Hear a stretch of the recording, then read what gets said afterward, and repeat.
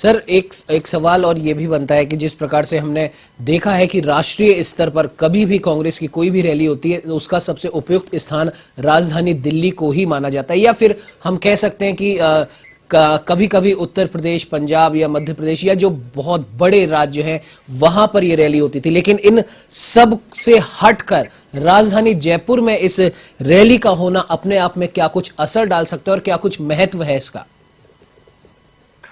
मैं आपको करेक्ट कर दूं, दिल्ली के बाहर कांग्रेस की राष्ट्रीय रैली कभी नहीं हुई जी। पंजाब, मध्य प्रदेश, उत्तर प्रदेश कहीं नहीं हुई है जी।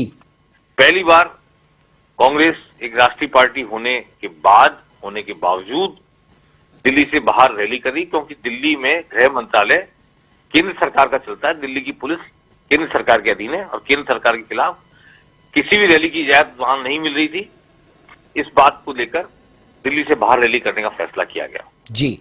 दिल्ली से बाहर रैली करने के कई ऑप्शन थे, जिसमें पंजाब प्रमुख था, जहां कांग्रेस की सरकार भी है।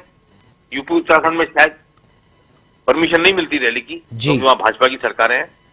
पर पंजाब, छत्तीसगढ़ और राजस्थान 3 जगह कांग्रेस की सरकारें हैं और पंजाब में चुनाव भी है 3-4 महीने बाद जी। वहां की जा सकती थी, लेकिन इसके बावजूद इस रैली को राजस्थान में किया गया, क्योंकि अशोक गहलोत की कार्य क्षमता के बारे में, संगठनात्मक क्षमता के बारे में, उनकी जो कैपेसिटी है गुड्स डिलीवर करने की, उसके बारे में केंद्र में आला कमान में कांग्रेस की बहुत जबरदस्त विश्वास है, बहुत जबरदस्त भरोसा है जी।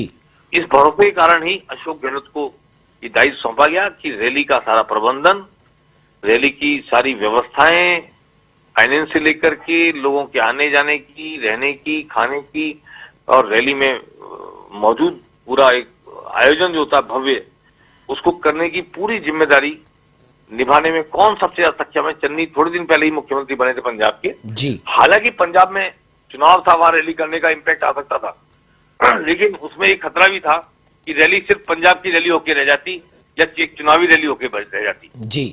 कांग्रेस नहीं चाहती, आलाकमान नहीं चाहती कि ये चुनावी रैली में तब्दील हो। वो इसको महंगाई विरोधी रैली केंद्र सरकार के खिलाफ करना चाहते हैं, किसी राज्य सरकार के या राज्य के चुनाव से नहीं जोड़ने देना चाहते थे जी।